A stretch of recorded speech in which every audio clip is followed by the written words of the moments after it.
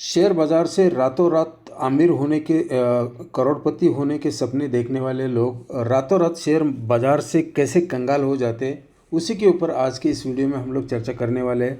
4-5 point cover करेंगे friends, बहुत ही important points है ये। और यही चीज़ें होती है जो लोग बाद में गलतियां करते हैं और फिर शेयर मार्केट को बोलते हैं कि शेयर मार्केट बाज़ार सट्टा है और यहाँ पे बहुत सारा बर्बादी है, ये है वो है। तो वही चीज़ें होती है फ्रेंड्स, हम खुद गलती करते हैं और शेयर मार्केट को बदनाम करते हैं। मार्केट अभी यदि आप मार्केट के साथ सही तरीके से नॉलेज रख कर के बिहेव करोगे तो मार्केट आपको रिवार्ड्स ज़रूर देता है। तो चलिए शुरू करते हैं। पहली चीज़ है friends, option trading. Option trading जो है ये बहुत ही खतरनाक गेम्स है शेयर मार्केट का। आपको इस ओनली न्यूज़ बेस पे चलता है ये option and trading, only news base पे। और इसके अंदर आपको काफ़ी जानकारी होनी चाहिए चार्ट पैटर्न की, चार्ट्स के ऊपर काफ़ी स्टडी करने होता है इसमें। और कभी कभी चार्ट भी अच्छा होता है, फंडामेंटल भी अच्छा होता है और इंटरनेशनल न्यूज़ भी अच्छे होते हैं। तो कॉल ऊपर की तरफ जाता है और जब निगेटिव न्यूज़ होती है तो वो लोग पुट बेचते हैं जिससे कि मार्केट नीचे की तरफ आता है। लेकिन इसके अंदर बहुत ज़्यादा रिस्क होता है, सेकंडों में मिनटों में खेल हो जाता है इस चीज़ के लिए, इस चीज़ में।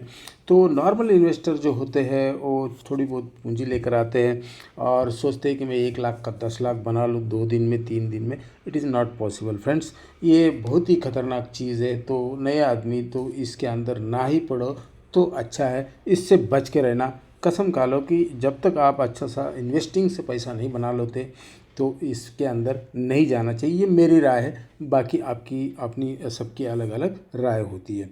नेक्स्ट बात करते हैं फ्रेंड्स, शेयर मार्केट में बहुत सारी कंपनियां लिस्टेड है जिसके अंदर मार्केट कैप होता है, खास करके इसमें लार्ज कैप है, फिर मिड कैप स्टॉक्स होते हैं। लार्ज कैप जो है 40,000 एंड अबव, 20,000 एंड अबव उनकी डेफिनेशन होती है।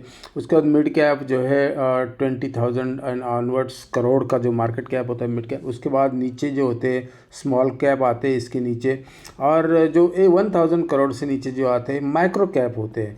और माइक्रो कैप मतलब छोटा मोटा 300-400 करोड़ का मार्केट कैप जिनका होता है वो माइक्रो कैप में आ जाते हैं। उसके अलावा भी एक कैप होता है फ्रेंड्स, उसका नाम मैं तो उसको भंगार कैप बोलता हूँ, भंगार कैप, जो कि पेनी स्टॉक जिसको इंग्लिश में बोला जाता है, पेनी स्टॉक, जिनकी प्राइस आपको 2 रुपया होगी, 10 रुपया होगी, 15 रुपया होगी, 17 रुपया होगी।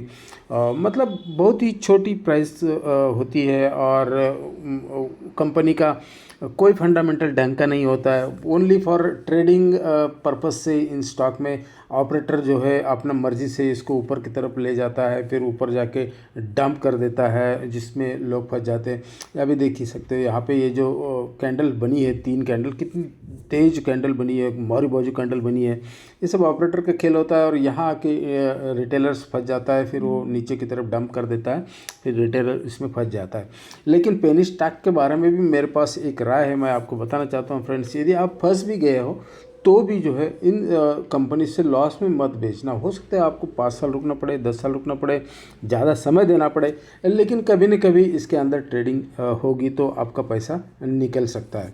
तो इस चीज़ का ऊपर यदि ध्यान रखना है आपने। हाँ, कंपनी के अंदर कोई गड़बड़ी है तो फिर वो नॉट पॉसिबल, लेकिन चांसेस इसमें ये चीज़ के होते हैं, आपको समय देना पड़ेगा।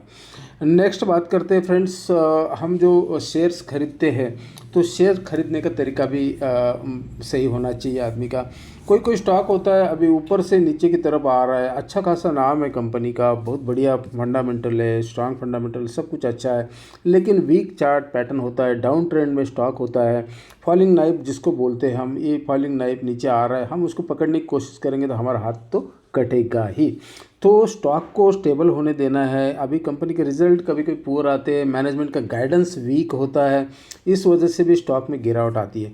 तो स्टॉक को नीचे आ रहा है, स्टॉक को पकड़ना नहीं है, उसको स्टेबल होने देना है। आपको लगता है कि कंपनी फंडामेंटल स्ट्रांग है, जब स्टॉक कंसोलिडेशन करना शुरू होता है तब इसके अंदर पोजीशन बना के रखना है, ताकि फंडामेंटल स्ट्रांग कंपनी आज नहीं तो कल 3 महीने में, 6 महीने में, 1 साल में वो कंपनी ऊपर ही जाना है। यदि वो कंपनी का बिजनेस मॉडल सही चल रहा है कंपनी कैपेक्स कर रही है और ग्रोथ कंपनी है, वो ऊपर जाएगा।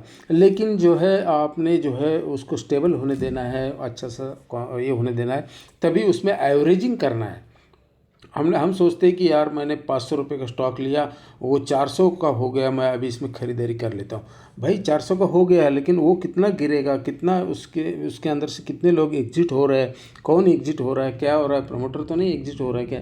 तो ये सब चीज़ें देख करके ही उस कंपनी के अंदर एवरेजिंग करना है, ना कि जो स्टॉक गिरते जा रहा है डेली 2% 1% नीचे नीचे वीक चार्ट पैटर्न है, तो वहाँ पे आपको हाथ नहीं लगाना है।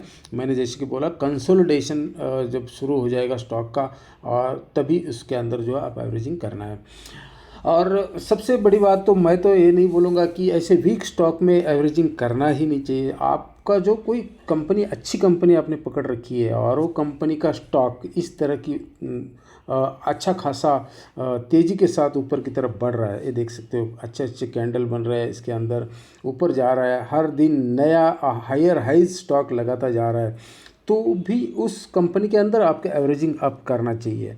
तो जिससे कि मतलब कंपनी ऊपर जा रहा है तो इसका मतलब है उसके अंदर या तो उसकी अच्छी डिमांड है। मार्केट को आपसे पहले पता होता है फ्रेंड्स, स्टॉक को नीचे ला रहा है मार्केट, इसका मतलब जो है कुछ ना कुछ न्यूज़ है उसके अंदर, तभी जो है न्यूज़ आने से पहले ही शेयर बाज़ार में शेयर को जो है रिएक्ट करना शुरू कर देता है। कभी कभी रिजल्ट से पहले स्टॉक गिर जाता है, अमूमन उस कंपनी के रिजल्ट वीक आने वाले होते तभी स्टॉक गिरता है।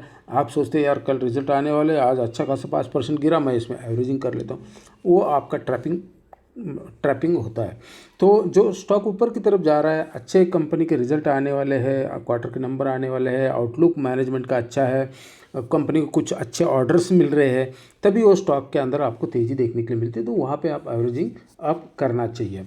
नेक्स्ट बात करेंगे फ्रेंड्स, शेयर से कोई भी शेयर से उससे कैसे बच के रहना है। कुछ पैरामीटर्स होते हैं अच्छे शेयर्स पहचानने की। तो यदि आप ऐसे शेयर से बच के रहना चाहिए जहाँ पर के प्रमोटर्स अपनी होल्डिंग को बेच रहा है। प्रमोटर की होल्डिंग बहुत ही इंपॉर्टेंट होती है किसी भी शेयर्स के अंदर में, क्योंकि प्रमोटर को अपने कंपनी के बारे में सबसे ज़्यादा जानकारी होता है, नॉलेज होता है कि उसकी कंपनी आने वाले समय में क्या परफॉर्मेंस देने वाली है। तो इसलिए यदि प्रमोटर सेलिंग हो रही है जिस स्टॉक के अंदर में, तो वहाँ पे आपको बच के रहना चाहिए। हाँ, ऐसे नहीं कि प्रमोटर बेच रहा है, बहुत सारी बल्क डील होती है, ब्लॉक डील होती है, लेकिन वो स्टॉक्स कौन खरीद रहा है, उसको डीआईज खरीद रहे हैं या फिर एफआईज खरीद रहे हैं, तो ठीक है भाई, ये बल्क डील हो रही है, प्रमोटर्स से जो है चेंज हैंड हो रहा है, एफआईज और डीआईज घरेलू इंस्टीट्यूशन के म्यूचुअल फंड के पास स्टॉक जा रहा है, it's okay, no problem. But यदि प्रमोटर्स स्टॉक बेच रहा है और उसको रिटेलर्स खरीद रहा है, अदर्स मतलब रिटेल इन्वेस्टर उसको खरीदते जा रहा है कि भाई बहुत अच्छी कंपनी है, बहुत सस्ते दाम पे मिल रही है, प्रमोटर्स बेच रहा है, हम खरीद लेते हैं, इट इज़ रॉन्ग। तो प्रमोटर की होल्डिंग्स के ऊपर बहुत डिपेंड करता है। 50% अबव प्रमोटर की होल्डिंग है तो अच्छी चीज़ माना जाता है। लेकिन यदि हर quarter on quarter promoter selling कर रहा है कि नहीं कर रहा है, ऐसे स्टॉक में आप यदि बैठे हो तो वहाँ से आपको निकल जाना ही बेटर रहता है। तो ये है कुछ पॉइंट्स थे फ्रेंड्स इंपॉर्टेंट शेयर मार्केट से बचने के लिए। अदरवाइज़ जो है आप कुछ नहीं कर पाओगे। अच्छा फंडामेंटल देखना है, हर 3 महीने के अंतराल के बाद जो है रिज़ल्ट आते हैं, तो उस रिज़ल्ट्स के बेसिस भी आपको अपने स्टॉक का एनालिसिस करना चाहिए। ऐसे नहीं कि सिर्फ बैठे रहना है, 10 साल बैठो, 15 साल, कुछ फ़ायदा नहीं होने वाला फ्रेंड्स। बिजनेस देखना है, ग्रोथ बिजनेस है क्या है, तो उस कंपनी के साथ आप जुड़े रहोगे, आपका ज़रूर बेनिफिट होगा। इस वीडियो में इतना ही, मिलते हैं फिर नेक्स्ट वीडियो में फ्रेंड। थैंक यू, जय हिंद।